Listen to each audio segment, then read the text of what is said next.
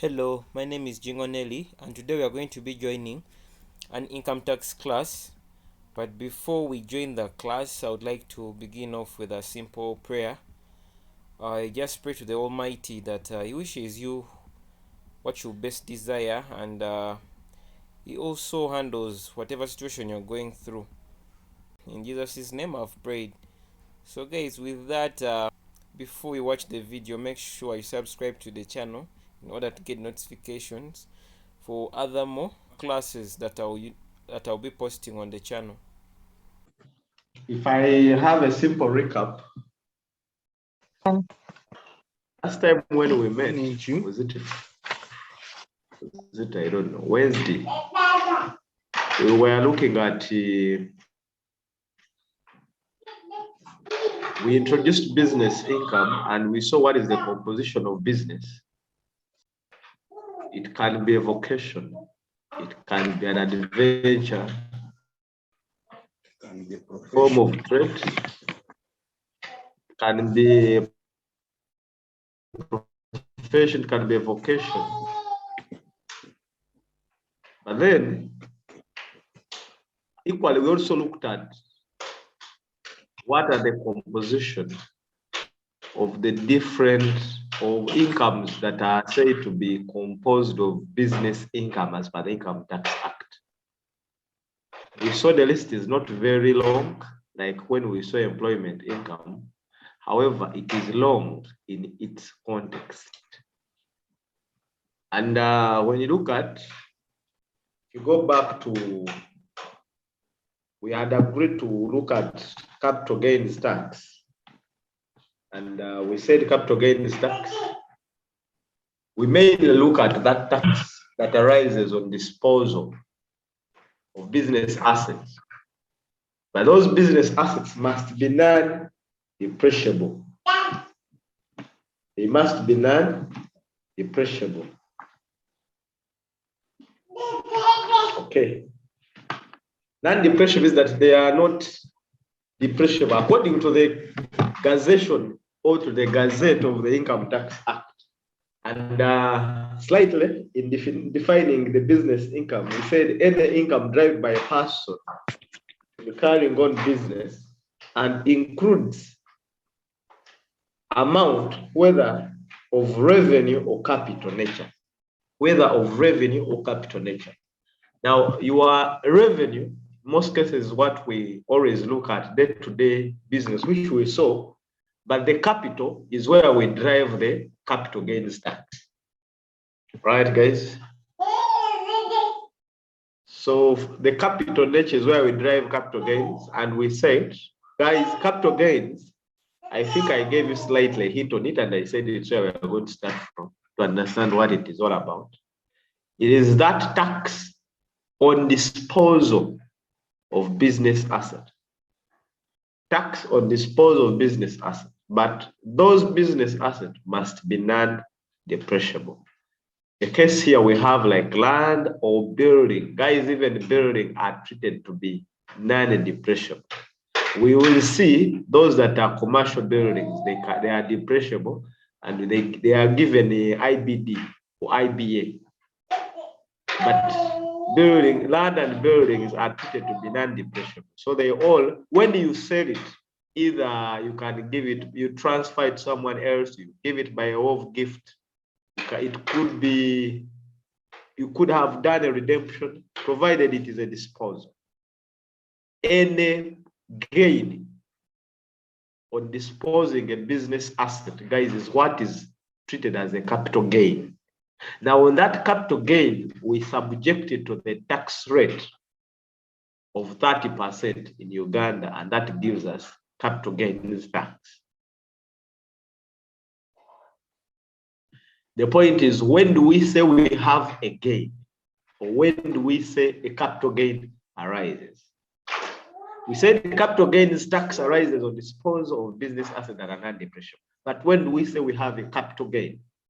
The capital gain, guys, arise as the excess of consideration received over the cost base of that non-depreciable asset. the excess of consideration received over and above the cost base of the asset that you've disposed. But that asset must be non-depreciable. Example, it can be land, it can be shares. If you have shares, if you invested, say, in a company and you sell your shares, shares are, it's an investment. If you looked at the financial instrument, you look at them as investments. If you invested in a certain company, it can be subsidiary, it can be any other associate, but you hold the shares there. Then when you sell them, equally you could have invested normally as an individual in, say, Uganda, MTN. But the point is that provided you dispose of those shares, which they are your assets, however, they are not depreciable, the gain over the cost, that is the cost of what you actually incurred to pay for them, becomes the proceeds. If they exceed the cost, you now get a gain. It is that gain that we subject to 30%, and we drive what we call capital gains tax.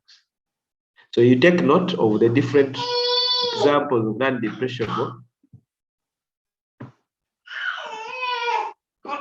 Excuse me. Non-depreciable assets. So when they are disposed, guys, they will be leading to a capital gains. However, in the event that you dispose of a capital asset or a business asset that is not depreciable and you derive a loss, how? When the sale proceeds are less compared to the tax base, I mean to the cost base. What the consideration received, if it is lesser or lower than the cost base of that business asset, mind you, it must be not depreciable. You now drive what we call a capital loss. It will be allowable for business purposes. If you check there, we say that in Uganda, we don't have that tax as a separate tax, as a fully fledged regime or a tax regime. Rather, it is, we do it as part of business. So computation of capital gains tax or capital gains is under, we follow the provisions of income tax. So it is taxed under business income, and it's not a separate tax like in other regimes. I had shared that way. When you look at other countries, they have this as an independent tax regime. Like how we have rental income, now it is separate. They have a separate one. But for us, capital gains, they are treated under business.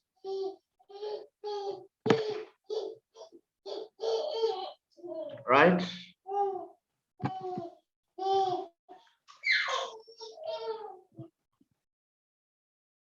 Somebody asks a question, what do we mean by cost base? Cost base, we look at what you paid if you constructed the asset. In actual sense, it is the cost of the asset. If there are shares of that asset, what actually you paid to acquire those shares, or the cost of your investment. That is the cost base. I'm seeing people over and the number is increasing. Hope people got to know where we are. In your reader, you will find there, guys. In your reader, guys, you will find there capital gains somewhere towards the end there. We look at now when you go back to the definition of business income, we have, for now, we've fully exhausted the definition of business income, in that we saw what it is composed of: any income which may be of revenue nature or capital nature. So we've seen how the capital nature comes in to conform business income. It comes in as a capital gain, and it will be subject to 30%. The revenue nature are those incomes we covered last time. What are the different incomes inclusive of the benefits? Gains, rewards, blah, blah, blah. Incomes, they have said income derived by a person in carrying on business and includes the following amount, whether of revenue or capital. Now the revenue, if I look at the revenue nature, this one, guys, we covered this last time, and it's only what I covered. Now, the one of capital nature is what I've just explained. When do we say it's an income of a capital nature? that income of a capital nature results from disposal of a business asset that are non-depreciable. Disposal of a business asset that are non-depreciable. For those that were maybe who had not logged on, who can give us a summary of what capital gains tax, guys, is? And somebody share with us of what capital gains tax is. Somebody can raise up and share with us. I think I can share with you, sir. Please do. So for capital gain tax, this is a tax which arises when we dispose a business asset that is not depreciable. Okay. So how do we get the tax? We compare the amount at which you have disposed of the asset and the cost base of an asset. And the cost base of an asset, this is basically the amount we incurred when we are acquiring the asset. So we compare the amount at which we have disposed of the asset and the amount we incurred in acquiring the asset. Then the excess is what we shall include in our business incomes, as we are going to subject it to the 30% tax rate. And the capital gain, it can be a gain or it can also be a loss. And I think a loss is allowable. We shall not tax it in case the cost base is exceeding the consideration that the amount that we have acquired from the disposal.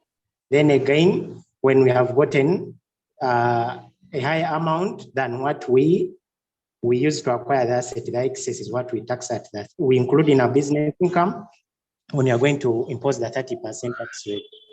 Very good. That's it. Thank you. That is Adolf. We said it applies to gains. Capital gains tax applies to gains or losses, but it must be on disposal of business assets. However, those business assets, guys, will say they are those business assets that are non-depreciable, as what this guy says. Then equally, we said we apply a rate on the capital gain if we have a gain, but the gain arises as a result of the sale proceeds or the consideration received if it is over and above the cost base of that asset. Asset will not necessarily, guys, those are assets that are non-depreciable. It can be shares, it can be land or building.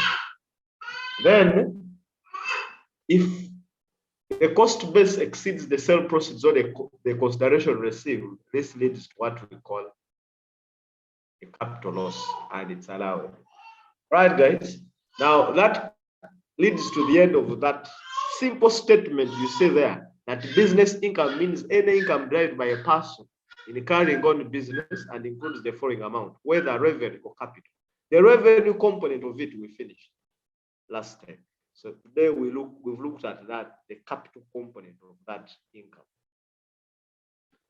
Right. Aspects to consider in determining taxable, chargeable income. Guys, what did I tell you that what is the gross income? Who can share with us gross income? Gross income? Yes. Is the total of personal income from employment, business, property, other than the exempt tax. Not exempt tax, other than exempt income. Good. Yes. The total of business income, employment income, property income, other than exempt income. Okay. And what is chargeable income, guys? Total gross income derived in the year of income. Someone else, what is chargeable income? I have a reason why I'm taking you back to chargeable income. There's something I want to introduce, and you see it's relevant. So, chargeable income is total income derived less allowable deductions. Okay, we look at the gross income of a person. Then we less allowable deductions. Okay, and we said on the chargeable income, if you look at how we derive tax, it is on the chargeable income that we apply the tax rate. And if they are, after applying the tax rate, you derive tax. But then on that tax, if there are any credits, we less them. Withholding tax credits, we have the foreign tax credits, and you also have the provisional tax credits. So guys, our chargeable income, your gross income or your total income less allowable deductions. Now guys, we now look at allowable deduction. But as before I look at the allowable deduction, I'm going to first look at allowable deduction are those which have been accepted or which are allowed by the Income Tax Act, as they have been involved in deriving that income included in the gross income, and therefore the Act allows them. So it allows you to charge it or to remove it to reduce your tax payable. Non-allowable. We start with non-allowable, guys.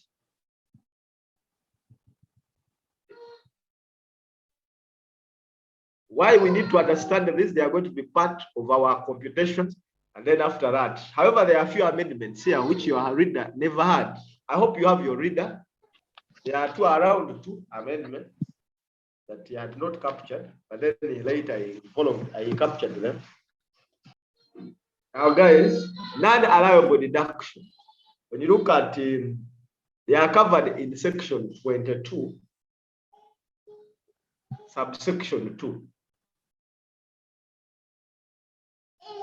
Section 22, subsection 2, and it reads that, except as otherwise provided in this act, no deduction is allowed for the first one. They are saying any expenditure or loss incurred by a person to the extent which it is of a domestic or private nature. Any expenditure or loss that is incurred by a person, but to the extent that it is of domestic or private nature. In short, they are saying expenditure which is domestic, which is private in nature and have been incurred by the business, we don't allow them. So we should never be involved in your computation of your chargeable, in deriving your chargeable income for tax purposes of business. So we don't include it. Where you find now in any computation that they were included by a financial accountant. Guys, when I talk of a financial accountant, remember I told you when we are starting that companies, they always have an accountant, and the accountant, the financial accountant follows GAAP, the general accepted accounting principles. And for a financial accountant, for him, he will allow all those expenses because we normally follow accruals principle. As they are incurred, we not necessarily when they are paid, we charge them as expenses. Others, businesses, we incur all expenses, others related to domestic, others related to the owner, all those will be charged as operating expense. But for tax purposes, they are not known or they are not allowed. So where you find those expenses that are of domestic nature or private nature, guys, you add them. And where do we find the list? The Income Tax Act gives us that list in section 22(3), subsection 3. It gives what is composed of expenditure that is of private nature or domestic. I'm just going to slide and take you through as you listen. You'll be finding this now. In this they are saying in this section, expenditure of domestic or private nature incurred by a person includes 1, cost incurred in maintenance of the person and person's family or residence. You are maintaining persons or persons' families or residents. If it relates to that, it becomes a private nature. The cost of commuting between the person's residence and work. In short, that is travel expense. If you incur it and you are coming to work, or going back home, that expense is treated by the Income Tax Act as a private nature. We don't. So where you'll be finding them as cost of commuting or travel to and from, guys, we add them back. Then we have the cost of clothing worn to work, except the clothes which is not suitable for wearing outside the work. So any expenditure you incur on purchasing clothes, guys, is a non-allowable if you are buying, say, uniforms or what, unless if those clothing or uniforms can't be put on after work. They can't be put on or outside work environment. If they can't be put on outside work environment, guys, they will be allowable because specifically they were incurred for the work purposes, not any other work. I hope you get that. You see, if I'm to break that, maybe to go a little to elaborate on that. It's a common cost that people are incurring now of late in different companies. Even us at professional accountants, we have the uniforms and everybody, we normally give them uniforms. More so those who are teach the tutors. When you look at URA, when you look at other companies, you know them, Airtel, MTN, they have those uniforms. But I ask a question, guys, which I want you to respond. The people putting on those jerseys of, those t-shirts of MTN, Airtel, and they be worn after work? As in, can somebody put on it on his weekend and it's not at specifically at MTN's work? No. Yes? They do wear them. They do put on them. Yes. Sometimes you go to plot and they are wearing them. Yes, sometimes you find that they are putting on them. That is good. So it implies since they can be worn outside work, they are not accepted by URA for allowable. They are not allowable expense. So in short, what do we mean when we talk of those costs that are allowable? There is that exception. It's the one I want to explain. For work, for the clothes, they must be specifically those uniforms that are only put on for work purposes and not outside. They can't be put on outside work. For example, like the medical personnel, those gowns they put on. The lawyers, when they are going to courts of law, the gowns they put on.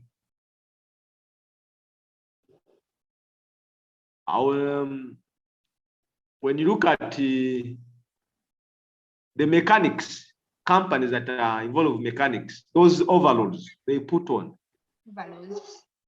Those ones can't be put on outside work. They are specifically for the work. And when the doctor, for example, a medical personnel is leaving, will hang his gown back into his office and he goes back home.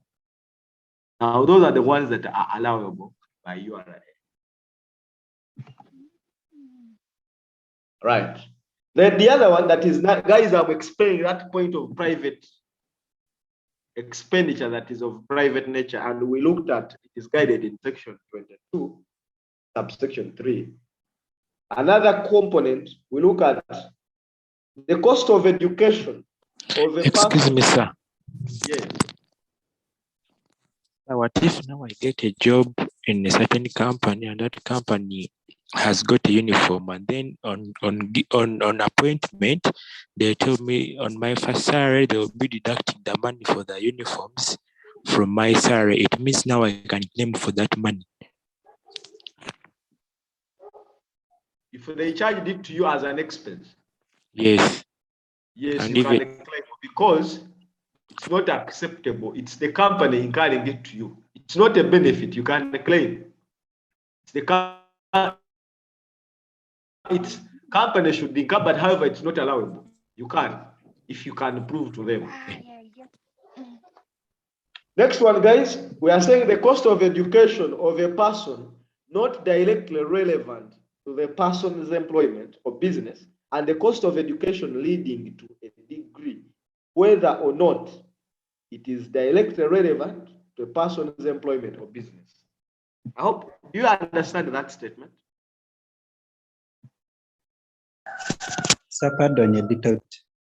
You listen, they are saying the cost of education of the person not directly relevant to the person's employment or business, and the cost of education leading to a degree, whether or not it is directly relevant to the person's employment or business. Somebody who can interpret what we mean.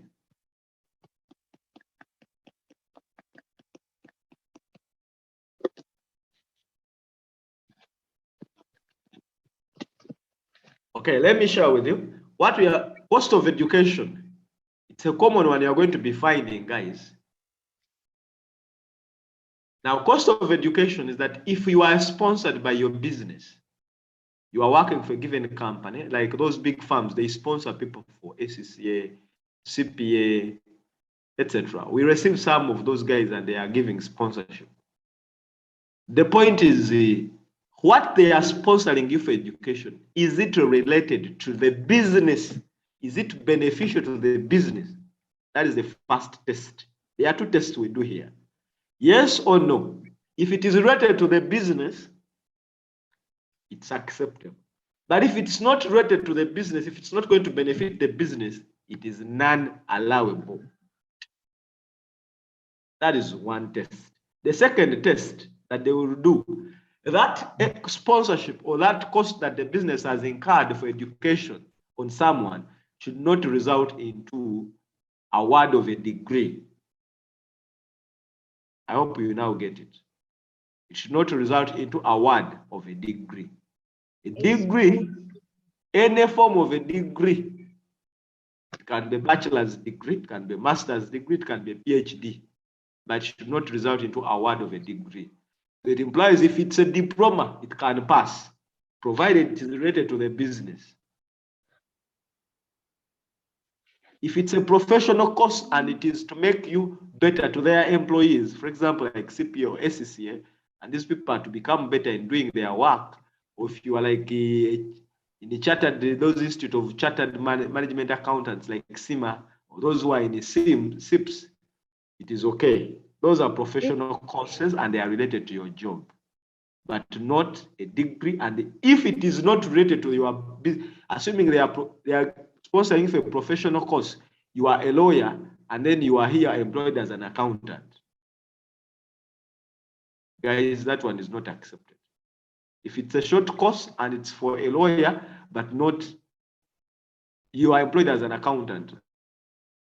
So they will ask you, how is this person as an accountant ever help you for that simple? You and I will add it back. So in short, to be allowed, it must be the cost related to the business or to help the business, and it must not result into award of a degree. Okay. So guys, that was of a private nature. Any expenditure or loss incurred by a person to extent that it is of domestic or private nature. Excuse me, sir. Yes, you excuse. What if the question is not specifying the type of sponsorship? But if it doesn't specify, then you must explain. Don't look at just doing the questions, guys. Understand this thing. Tomorrow you are going to practice them. You will not say we sponsored for education. What was the nature of that education? You or I will ask you that. You must be straight. Okay. Right. Next one, expenditure.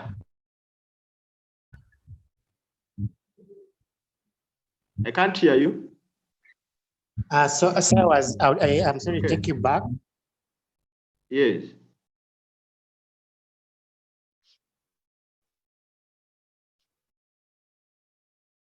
Please talk. Sir, maybe he's like to also ask a question. What if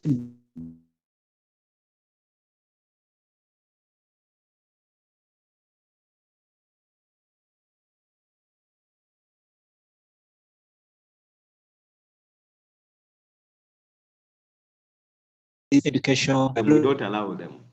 who is benefiting the company.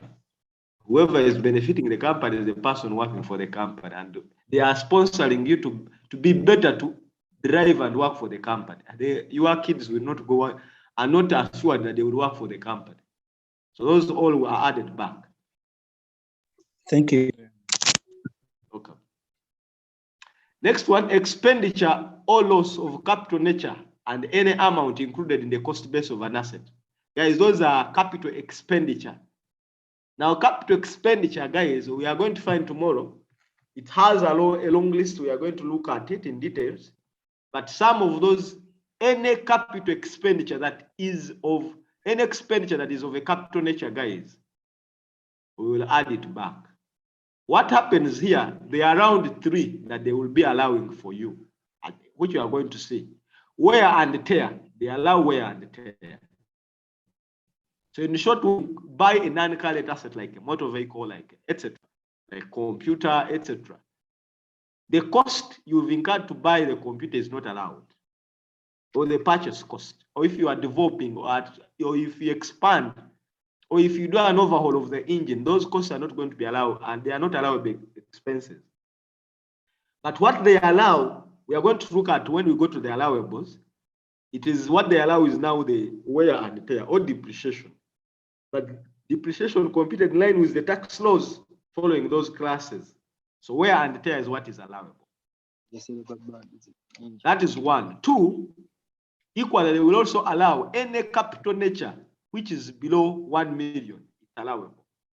Any expenditure that is below 1 million of a capital nature. Or even a written. Hello? Even a written down value of the pool, like a given class of asset, assuming you have your computers and they have been depreciated and now they are below 1 million. The total pool, not one asset, the whole pool, if it goes below 1 million, it becomes allowable. We are going to come to that later. But the point, what I want you to learn here is that any expenditure or loss, which is of a capital nature, guys, we add it back. It's non-allowable, except those that we are going to look at. Any expenditure or loss which is recoverable under insurance, contract, or indemnity. Any indemnity or any insurance recoverable, any receivable from insurance, like you incur any cost and you have to be compensated back. That one is not allowable. We add it back because you're going. In actually, it's not a cost since you are going to be given the benefit. You are reimbursed back. Income tax payable in Uganda of a foreign country. Any income tax can be you paid, assuming you paid for payee for your employees, assuming you paid, it can even be a penalty. It can be any tax you have paid. VAT, you can't allow those as an expense. Taxes are not allowable.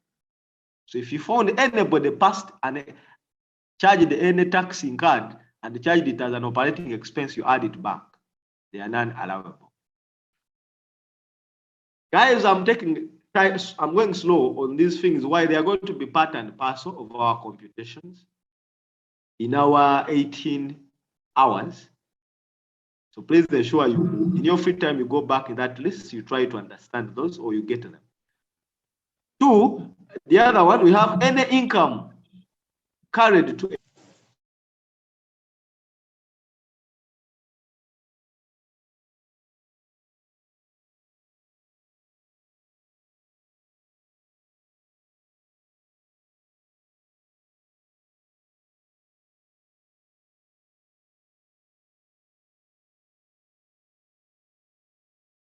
like they make appropriations to different funds they open up for future. Guys, all those are not acceptable. So they don't allow provisions. Where you find somebody past any provision, guys, you add it back. If it's an income, you less it. It does not compose an income. Next one. We have the cost of gift made directly or indirectly to an individual, where the gift is not included in the individual's gross income. Any gift directly or indirectly to an individual, where the gift has not been included in the individual's income, it will not be allowable. If you find it, you add it back. What do we mean? That is a tricky thing. Eh? You gave a gift to an employee and you are showing it as a gift. You are showing it as an allowable expense. The accountant will, if you bought a gift, say a simple computer to an individual, to your employees, you bought them computers for use at work, it will be an allowable deduction by an accountant, the financial accountant. However, if they have not been included in employment income in computing the chargeable income of an employee, remember we said any gift or benefit in kind derived by an employee as a result of employment relationship, they are taxed. So implying if that gift was not captured and taxed under payee, you will not be allowed. However, if it is taxed under employee, here it would be allowable to the business. I hope you get it. Do we get it, guys? No. On that. Guys, we saw gifts. If benefits, which are gifts or benefits in kind, we say to the employee, they are taxed, and we saw how we value them. So if they have been taxed to the employee, remember the business bought, assuming you bought computers or laptops for your employees to do the work. The employee, it will be taxed to the employee, different to the employees, or in employment income, it will be taxed. So if it is taxed in employment income, here in business, they will allow it as an expense. But in short, if it is not taxed in the employment income, it will not be allowable. It will be taxed to you as the employer. I hope you get it. Any fine or similar penalty paid to the government or political subdivision of government for breach of any law or subsidiary legislation. Guys, those are penalties. URA does not allow penalties or does not give any window for penalties. Where you have any penalty, we have any charges by any, it can be any tax, any authority in Uganda or government, like assuming any penalty, I don't know, it can be by URI, it can be by URI itself, it can be by KCCA, it can be by those authorities like Wakiso divisions. Guys, they don't allow penalties, you add them back. Next one, we have a contribution or similar payment to the retirement fund by the employee, either for the benefit. You have a question?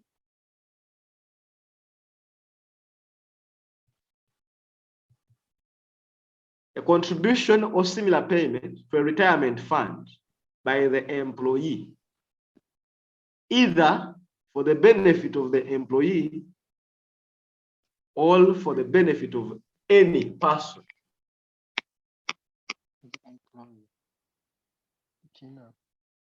Now, guys, we saw contribution to the retirement fund.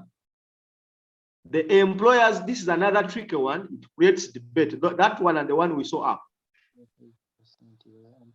We saw, guys, NSSF, what is the guidance behind NSSF when we are in employment income?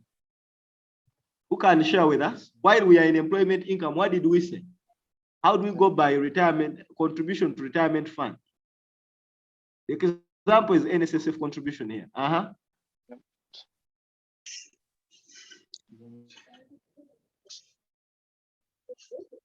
It is not taxed to the employee. Good. So that's what we say. We said the 5% is taxed, then the 10% is non-allowable, it's not taxed. Okay. The 10% is non-allowable. That is the company's contribution. It is allowable, right? it true? 10% to the employer is not taxed, and then 5% to the employee is taxed. Very good. The 10% contribution of the employee is taxed, but the 10% contribution by the employer, it is not taxed. It's a benefit to the, when you look at section 19.2, it's a benefit to the employee. However, now that same contribution of by the, we are saying the contribution by the employer to the employee. Remember, as the employer contributes, he wishes to allow that as an expense. Guys, any contribution of the employer to the retirement benefit fund, it is not taxed. I mean, it is not, it is, we add it back, it is taxed. I don't know whether it makes sense to you. Pardon. Pardon. Any contribution the employer does to the employee, are we listening? Guys, it is taxed. So where you find it and somebody allowed it, you add it back. It can be this retirement. I gave you an example that MOBS holds for us what we call RBS as a retirement fund.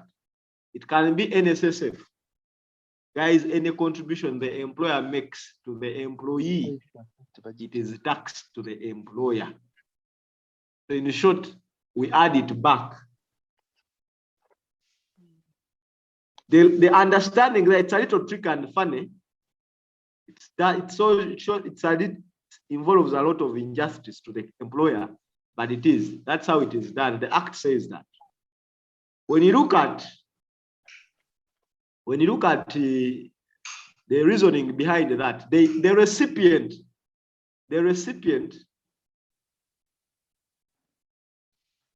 guys,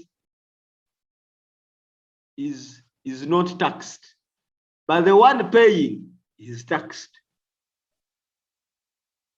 I hope you get it.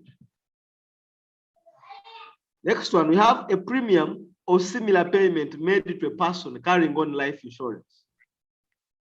Business on life of a person making a premium on life of some other persons. That one also we add it back.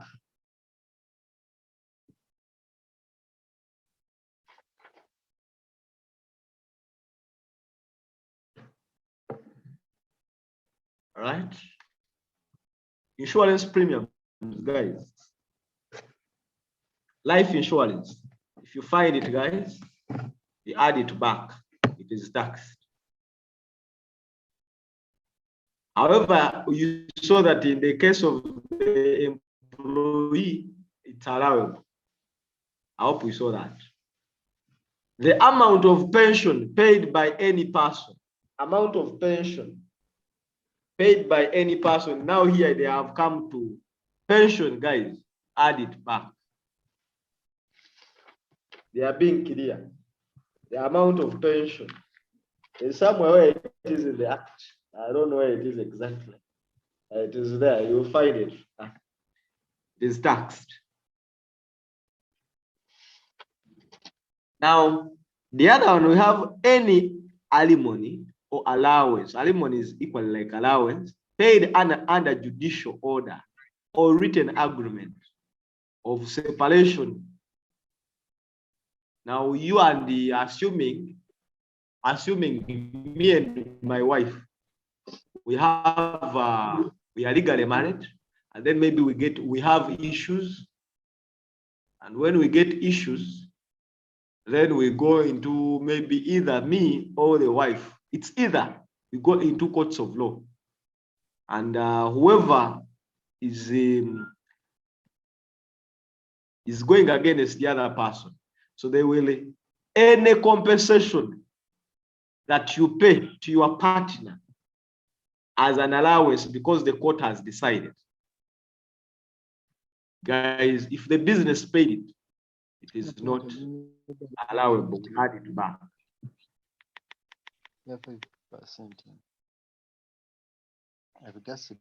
Now we have those two which are highlighted.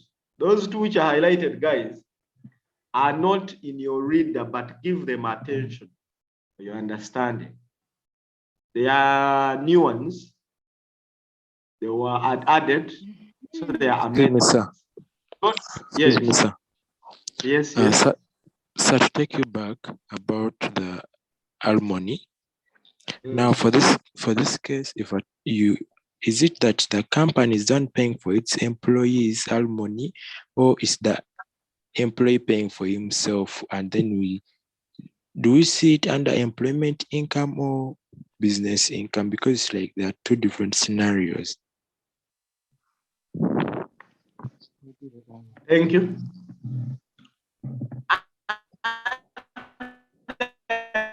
Employment income, if you still recall, it's where whatever they charge you, the company withholds on your behalf. So it's the company that computes for you, your pay as you, and the employee doesn't know even what happens. You just say a pay slip. The company that computes that tax payable to URI. So how is it different from the business? We are looking at business, guys, section 18. All this is guided in section 18, or from 18 up to 38, it's all business income, which we are going to be studying from 18 up to 38. But then, except section 19 and section 20, section 19 is employment income. Section 20 is property. And then section 21, it's exempt income. So all other income, all other sections are going to be part of what you are going to study. All right. Now, to answer your question, we are looking at a person who is conducting his own business in this context. And then he charges an expense that he paid. The court ordered him to pay, maybe to compensate the wife, maybe when they are breaking or what. We are not looking at employees, we are looking at business. And the owner maybe gets the cost from his business as a compensation, court orders to pay the wife. Guys, those things are not, they are taxed, you add them back. All right?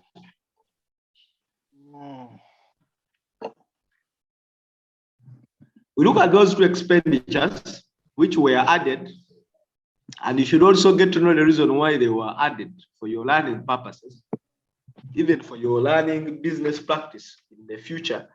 Any expenditure above 5 million, guys, you may need to write those, they are not in your reader.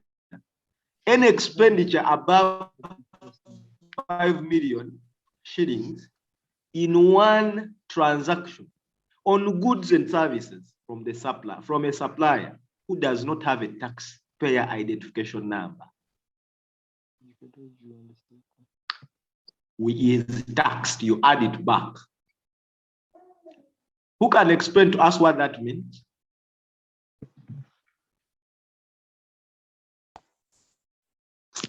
I can explain. Okay. It is saying that any expenditure above 5 million to a supplier or from a transaction with a supplier who does not have a tax identification number is non-allowable, and therefore it is added back and taxed.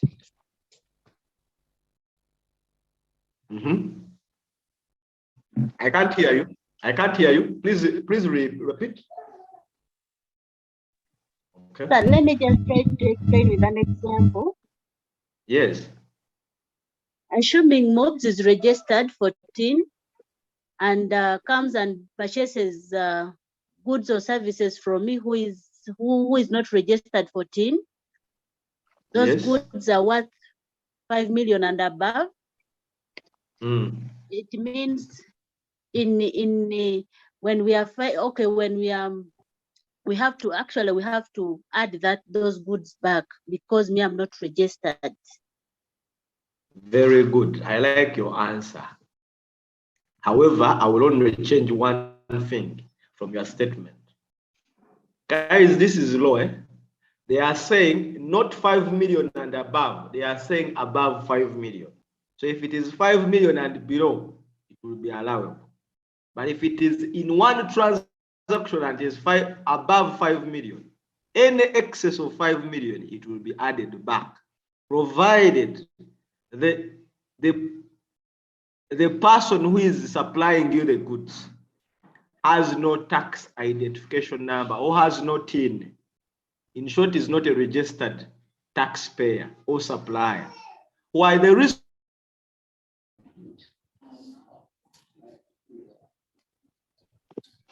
behind that, guys, why they added this? Because remember, they are supposed to withhold. Then we have VAT, VAT 18%. So that is the reason why you want to tap everybody. So if you have a supplier, and the supplier is not registered for VAT, is not registered with URA. In short, so we suddenly lost you on the explanation.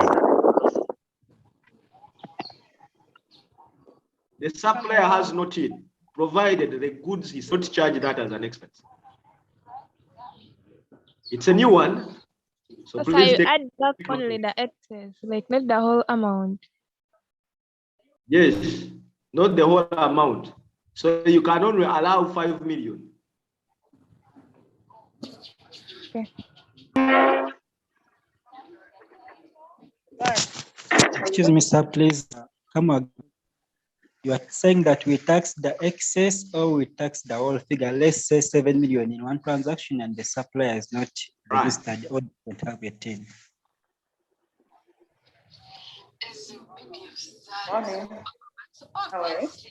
Next one, we have expenses of a person.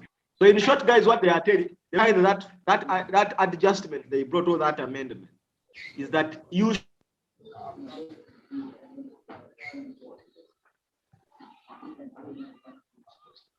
should deal with the supplier. Businesses should deal with suppliers that are registered. So if you are not registered,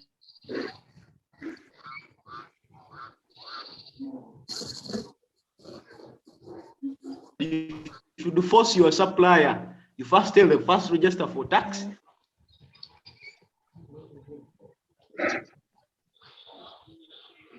Then it's okay, you supply me the goods. It is you making the loss, not the person who purchases goods or services from a supplier who is designated to use e-invoicing system, unless the expenses are supported by e-invoices or receipts. Expenses of a person who purchases goods or services from a supplier who is designated to use e-invoicing system, unless the expenses are supported by e-invoices or receipts. Somebody to explain that? Who understands what I've stated?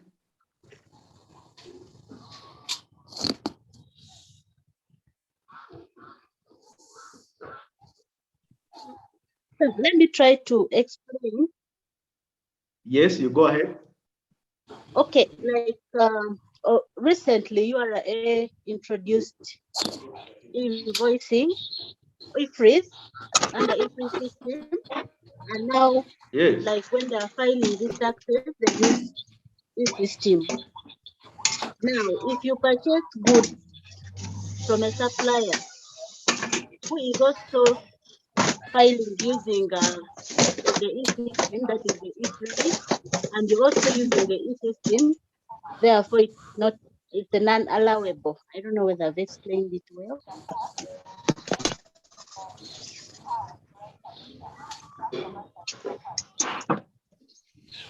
I beg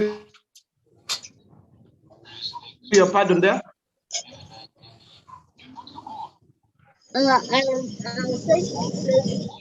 explain the e-services by saying recently URA introduced e-system filing, whereby all your yes, I understood you. So if you purchase, yes, that is what I wanted to explain.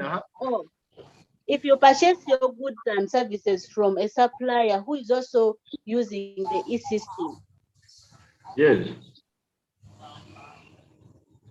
Therefore, it's a non-allowable. You add it back.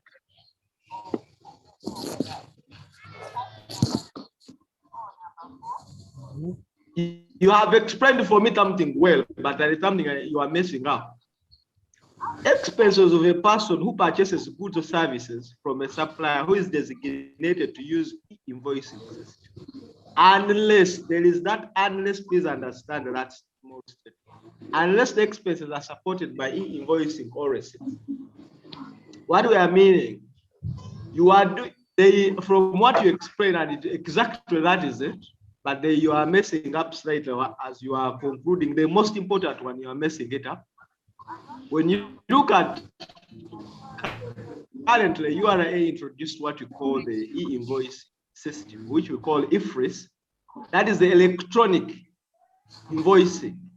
And they want to tap everything that you do. Now, what happens is that if you supply, I mean, if you purchase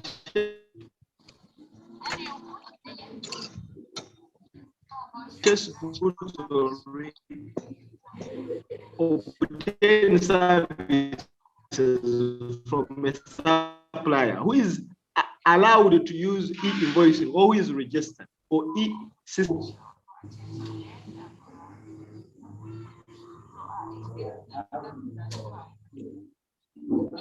Excuse me, sir. Please, your network. Which is not e-invoice. It will be added back. Can you hear me now? Mr. Bugambiro network. Can you hear me? Yeah, we can hear. So we are saying, if your suppliers are e-registered and are supposed to use, designated to use e-invoice, their invoices to you, they will be allowable, or what they charges you, they will be allowable. However, if they are not supported by e-invoices, guys, they will not be allowed.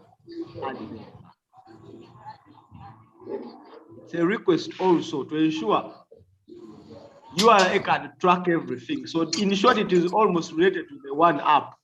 You deal with somebody who who is also, if you are that. In short, they want everybody to use IFRIS. Any expense that is not supported by IFRIS, guys, it will not be allowed. That supplier is designated to use IFRIS.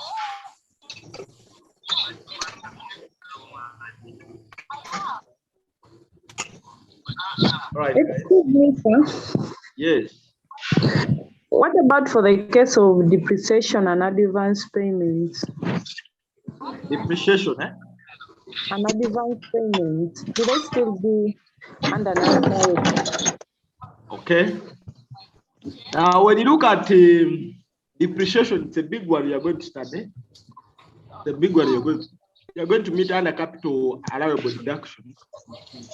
However, if I'm to first explain to you slightly now, any expenditure which is depreciation, guys, depreciation, we have the one of a financial accountant.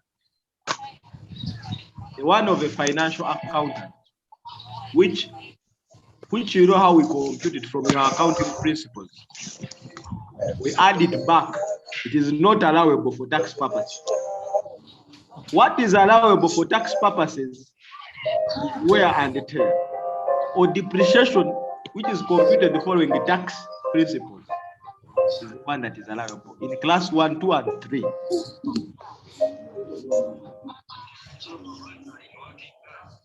Advances, we said, remember, we apply matching principle. We charge an advance. If it doesn't relate to this year, guys, it will not be part of this year. Only deal with expenses that are, it will, if it's an advance payment, it will be unallowable next year, not this. I hope you get it. Yes, sir. Okay. We now look at allowable deductions, guys. That is section 22.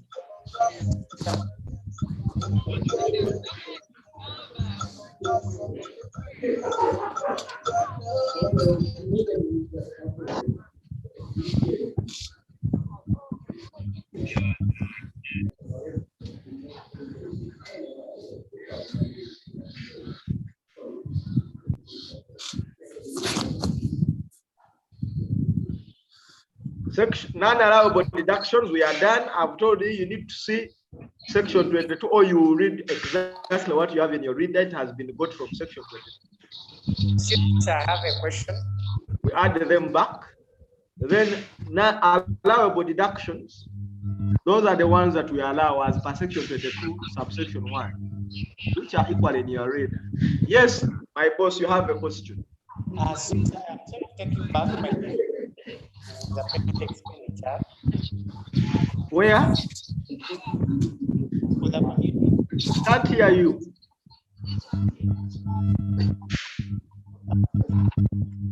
Are you getting? I'm now listening to you.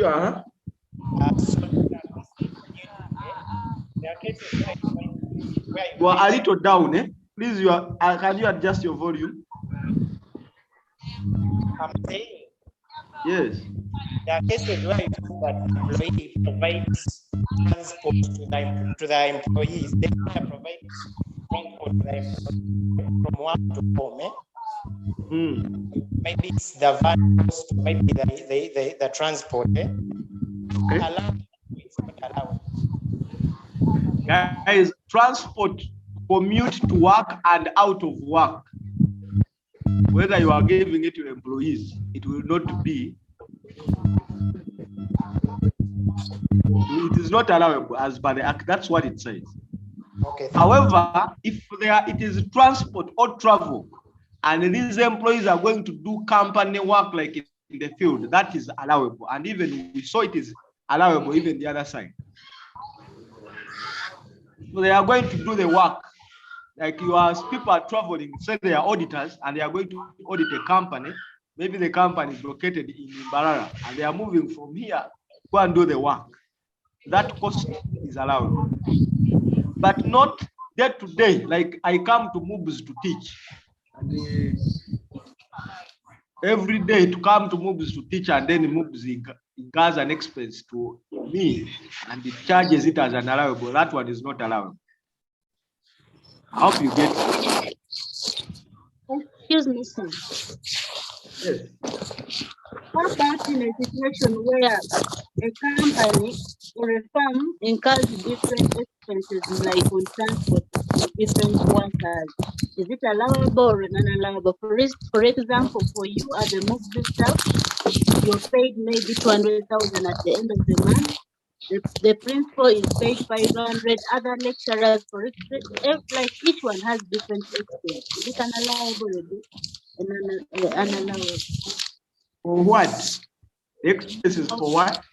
Of transport to commute to work, but you're paid differently. No, it is not.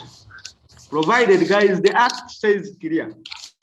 Expense to commute or outside work. That's just like I read it for you there.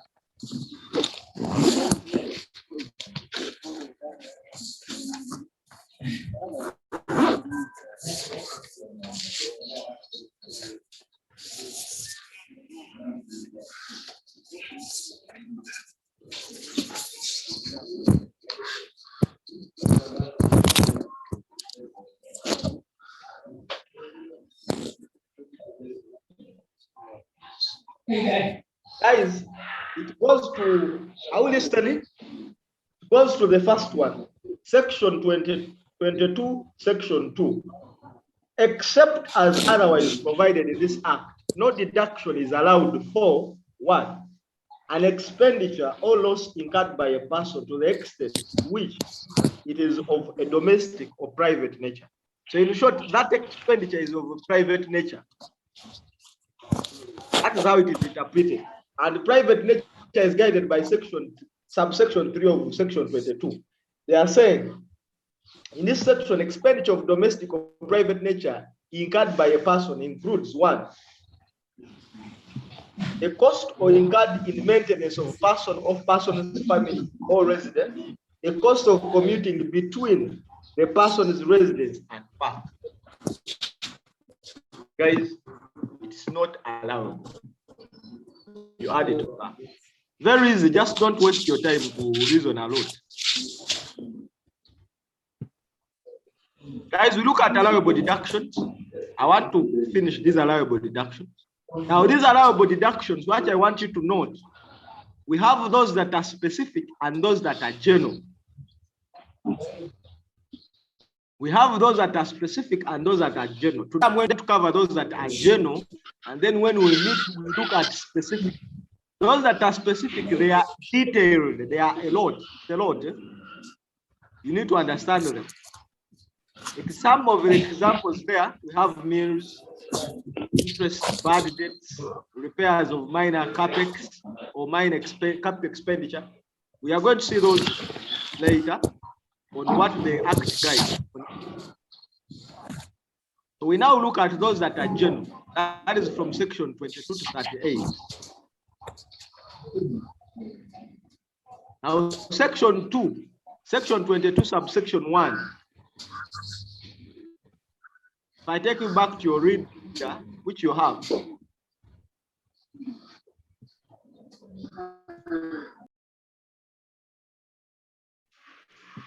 Abraham and Opus.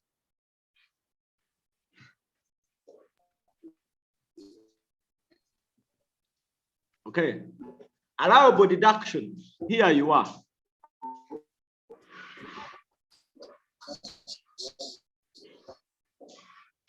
These are expenses incurred in production of income that are allowable for income tax purposes.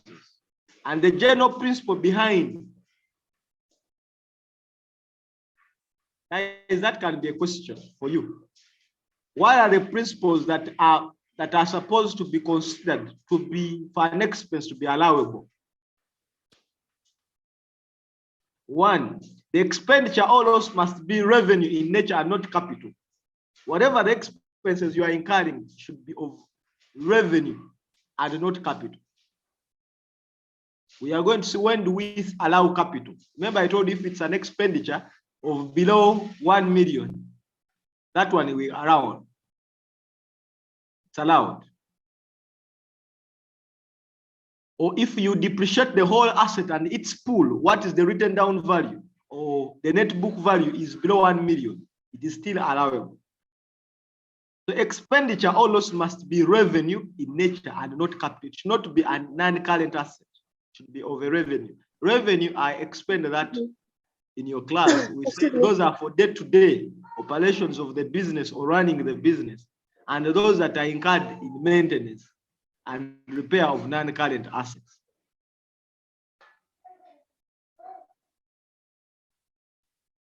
Okay.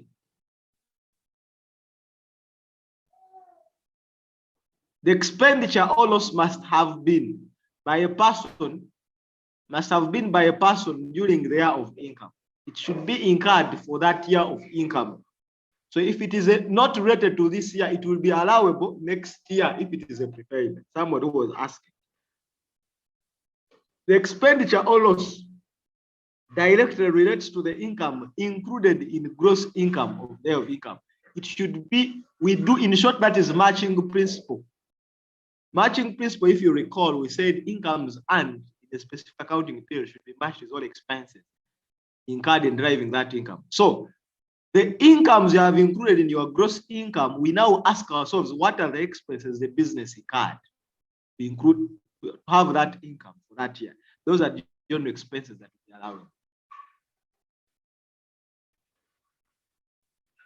Where the expenditure or loss is only partly or partially incurred in production of income included in the gross income, the deduction is allowed to the extent to which it was incurred.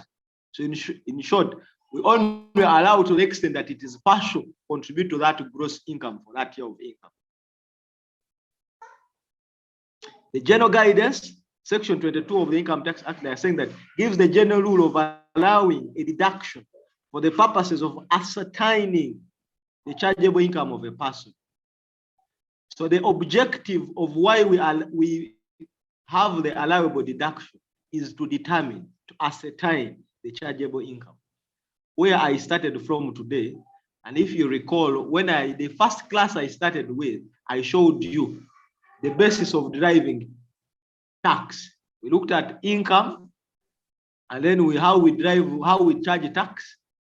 We look at income, we less allowable deduction, we derive what we call the chargeable income. And I told you the chargeable income is where we apply the rate. So section 22 helps us to understand that the reason behind why we have allowable deduction is to help us derive chargeable income for a given year of income. And below are the expenditures that are allowable. The first one. Those are the general, guys. These are the general ones, and then we have those that are specific. Now, all expenditure or losses incurred by a person. Expenditure or losses incurred by a person during the year, to the extent to which the expenditures or losses were incurred in production of income included in the gross income. All expenses incurred by business or a taxable person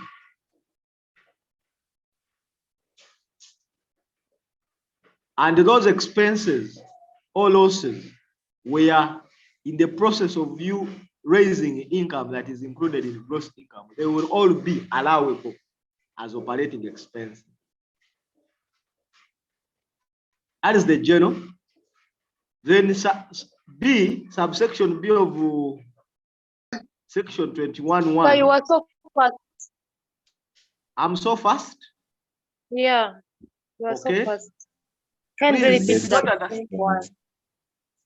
Point one, I'm saying all expenses the business incurs, provided all losses, those expenses or losses were in the process of raising the income that is included in the gross income for that year of income. All those expenditure will be allowable, all losses as allowable deduction. We allow them. When we say allow, it reduces your chargeable income on which you are to apply the rate. I hope you follow.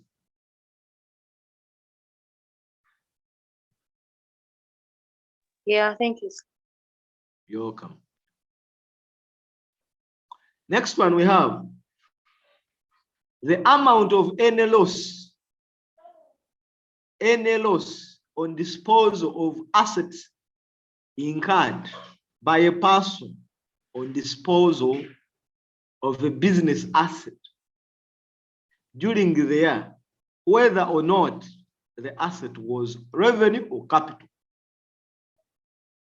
The amount of any loss on disposal of a business asset for that year, whether it is revenue or capital, guys, it's allowed.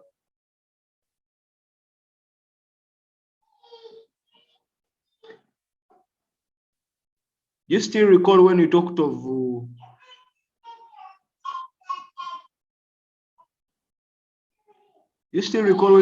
capital allowance? I mean capital gains.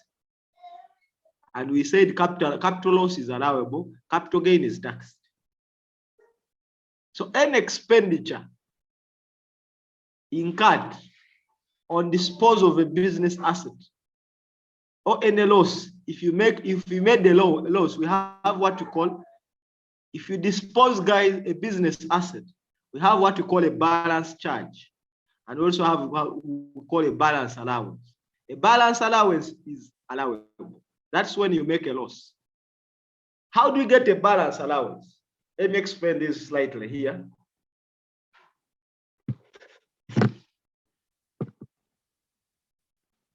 Now, balance allowance.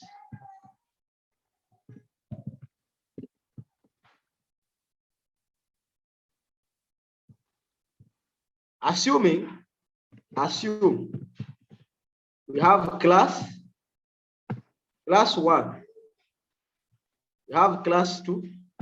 Excuse me, sir. Yes. I'm requesting increase font size. I use on the font, increase the font. There, are you okay now? Yes. Okay. Then we have class 3. Remember I told you now there are 3 classes only. Class 3. Now, assuming we have cost. In class 1, it is 5 million. In class 2, it is 10 million. And in class 3, it is 20 million. Then we have what we call wear and tear. In class 1, assuming our wear and tear is what? Wear and tear is the 4.5 million. Then in class 2, wear and tear is 2 million. And in class 3, wear and tear is maybe 15. There's something I want you to understand. Right. So guys, then we now want the written down value. Written down value. That is your net book value. What is the net book value here?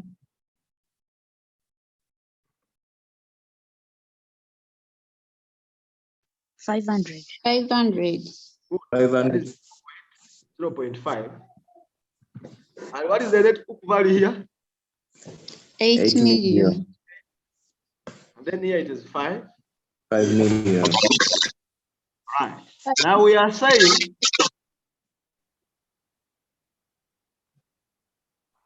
the one of 0.5, the first one, class 1, is below 1 million. The whole pool, guys, when we say class 1, there are very many assets. Remember, class 1 looks at computer and other data handling.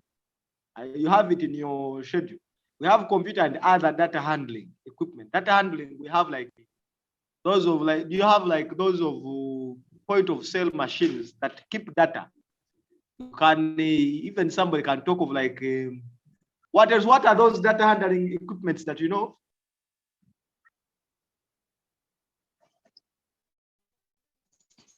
Anything that keeps data. Not necessarily a computer, but something that can store data. Anyway, you at least you are aware of what I'm talking about. Yes, hard disks like those.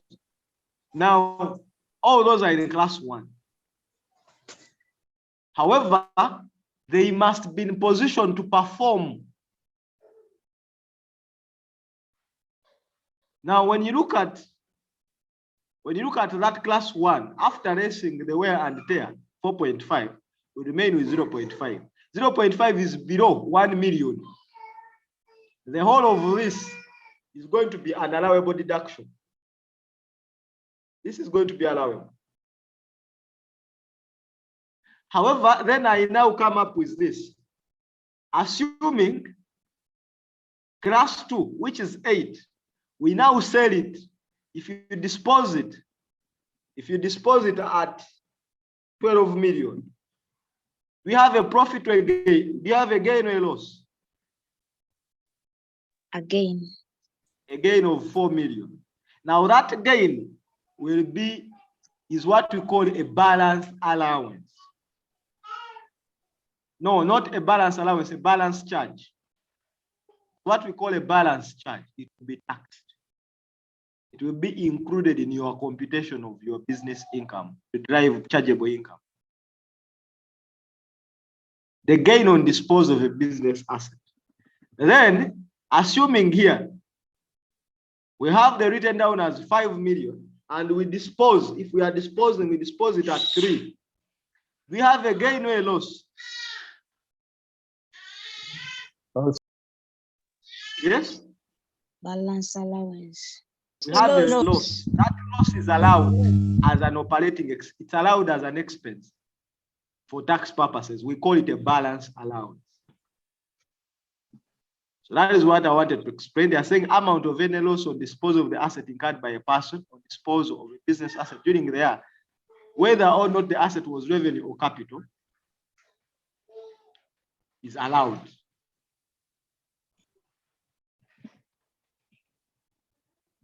We are going to find this in details.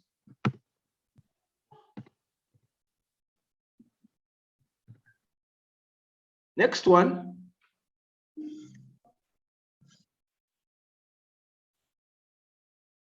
We have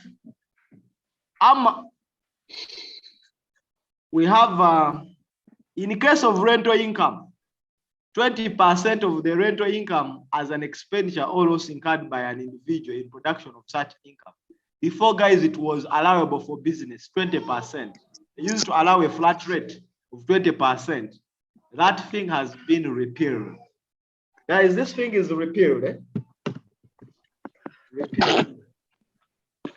So guys, it has been repealed. Guys, remove that. I didn't cross it out. Please change it and cross it out. It is no longer part. Has been removed. Which one?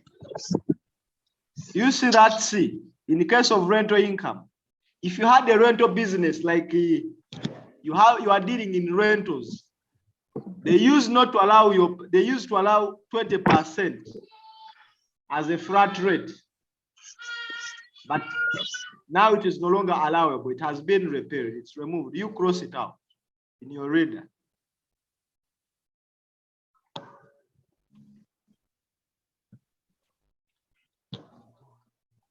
We are going to see rental income when you go to, and those amendments, when you go to soon, by the way, in around 3 weeks, we'll be looking at from now, or 2 to 3 weeks. 3 weeks, we'll be looking at the property income. So we look at trend. How do we deal with rental income? Next one, local service tax paid by an individual in the payee system guide. LST, we saw that. Excuse me, sir. Yes.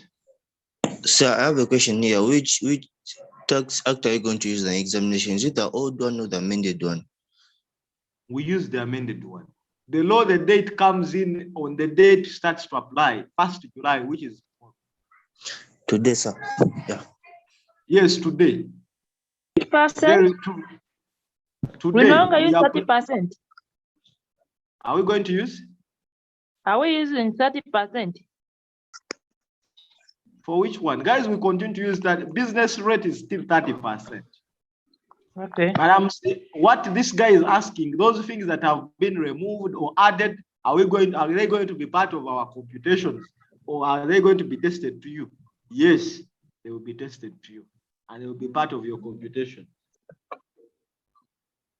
Why? I've told them, and I'm including them. Now this one was here, and I've told them repealed, and that's why it is in red. And I've told you cross it out. So no one is going to test you that as part of business. But when we come to rental income, I will exactly teach you what is the current. And it's what we are going to test. I hope you feel.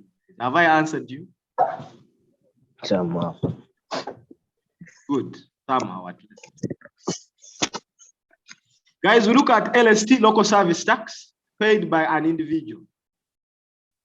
LST, it is general allowable deduction under employment income. I hope we saw that. Yes. Guys, if you are an individual and you have your business and they charged you LST, remember which individuals are taxed from all sources from the worldwide income. That LST is allowable. It's a general allowable deduction that will be given to you. It is, guys, in short, LST is for, it's not for business, it's for employee.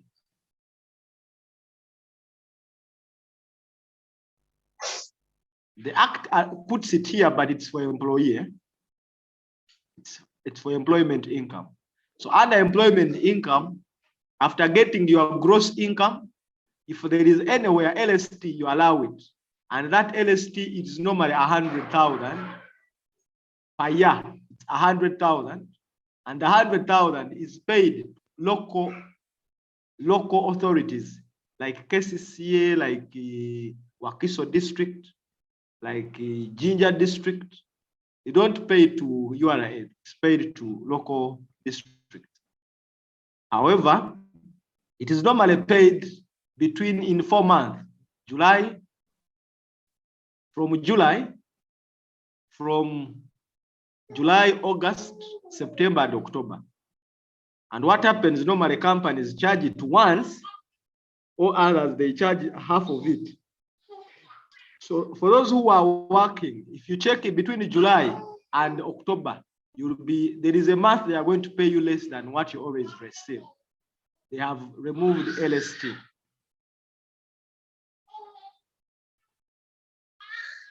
Next one, we have 2% of income tax payable. 2% of income tax payable by a private employers who prove to URA that 5% of their employees on full-time basis are persons with disabilities. Another one, interesting one and tricky to understand, but I don't know whether somebody understands it, how we applied. 2% of income tax payable by private employers who prove to URA that 5% of their employees on full-time basis are persons with disabilities. Who can tell me what, if we have understood this, how we charge it? So let me try. Yes, please do. So this is 5. If an employer is able to prove that 5% of his employees are disabled, it means they're going to be allowed 2% of the income tax. Of their income tax payable. Yes. So therefore, very good. That's what you are saying, is what we are talking about. That is how it is done. However, guys, how we do it, you first go and compute tax payable, the whole chargeable income, and get the whole chargeable income, even tax payable. You compute the tax, multiply by 30%. So after deriving the tax payable, you now multiply tax payable by 2%. Now the 2% of that tax you are supposed to pay, you go back and add it as allowable deduction regarding employees with disabilities. You again derive a new chargeable income. Then you apply the 30%. I hope you get it. Please pardon, sir. I'm saying you first determine the chargeable income. When I talk of chargeable income, I think you understand. That's where I've always been keen on understanding what is chargeable income, not so?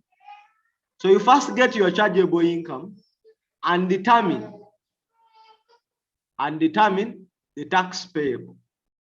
So after determining tax payable, assuming the tax payable is 2 million. Okay, let me say the tax payable is 10 million. Then on the 10 million, you come and multiply it by 2%. Now the 2% of 10 million is what? 2% of 10 million is what? Yes? 200,000. So 200,000 becomes allowable. So you go back and recompute your chargeable income. You just add just the total chargeable income by subtracting that 200,000. You'd get a new chargeable income and multiply now by 30% to determine your tax payable. That's how it is done. But you must prove that 5 of your employees on a full-time basis are persons with disability. So in short, how do you prove? Because some people always, these are funny cases that they look at reasonability. Some people are like, if it is so small, URA will allow it. But if it is big, they may need to first come and send somebody to do a physical examination of those people, whether they are with people with disabilities.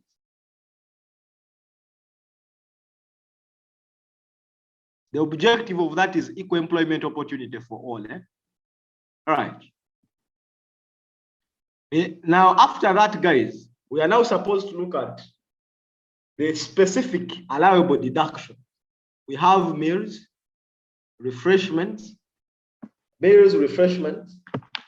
Now, when you look at meals and refreshments in the Act, it is 23, section 23.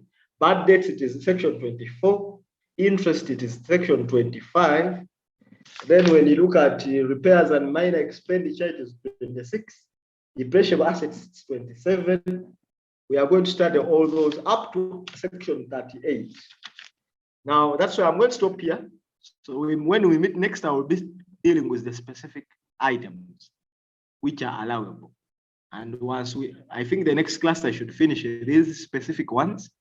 And once we are done with those, then we'll have to look at the capital deductions, the wear and the tear and others, and then we start to do our computations. That will be the end of business. Thank you, sir. Thank you. You're welcome. Excuse me. Yes, a question? Now, you've talked about LST, local service tax, and you've talked about that when you're unemployed, there is that month when the payment is kind of lower because of local service tax. From July up to October, yeah. So, like, I didn't capture the explanation. How are we treating it in these allowable deductions? It is not for business. It is to the employee, but it is captured in section 22, which is allowable deduction. I hope you get it. It's not for business, it's for an employee. So in case the business is paying for an employee local service tax, that is when it is allowable and it is deducted. It is not allowable for the business. It is allowable for employee. I want you to get that.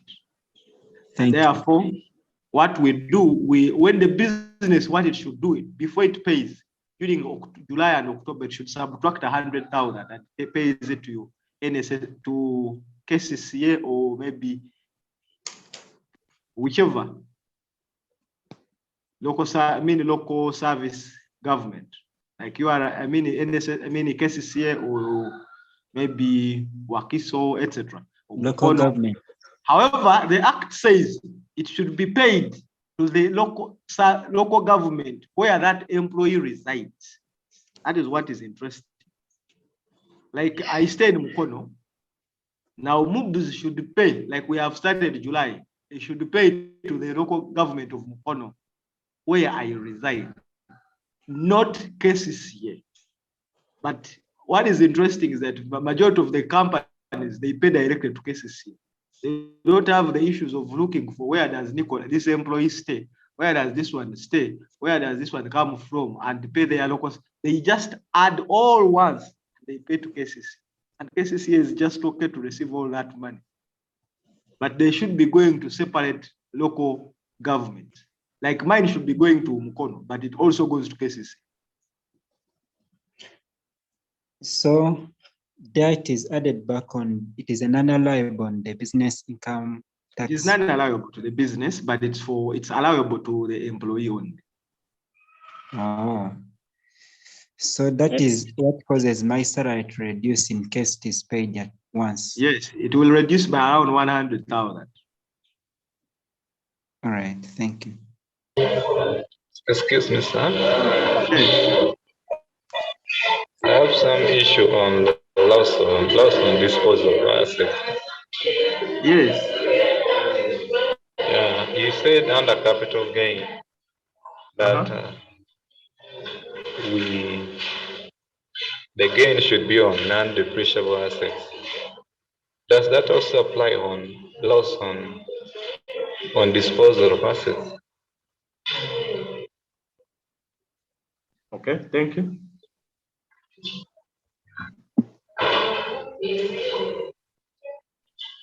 Any expenditure, any loss on disposal of a business asset is allowable, guys. Any loss on disposal of a business asset is allowable. What I mean, whether non-depreciable or depreciable. Very good. Whether non-depreciable or depreciable. If it's a depreciable, it will be allowable. If it's a non-depreciable, if it's a depreciable, it will be allowable as a balance allowance. Are you listening? Thank you, It sir. will be allowable as a balance allowance. And then if it is a non-depreciable, it will be capital loss. Thank you, sir. Excuse me, sir. Yes. Yeah, so if a supplier has not in number and then he makes an expenditure of 7M within one transaction, do we take the whole amount of 7M or we add the excess of the 5M, which is 2? We add? Do we add the total amount of 7M? Because you said an expenditure above 5M. Yes. Within one transaction. One is transaction. The Yeah. whole of So it. It's not only 5. The whole of it is going to be non-allowed. So we take the total amount as 7M. We Out don't of take your 7M. But if it is expenditure below 5 million and below, yes, it will be allowable. So in short, they are trying to encourage people to deal with people that are registered. Okay, Guys, thank you. Stop here and have a great afternoon, a great morning. Thank you so much for watching. Make sure you subscribe to the channel.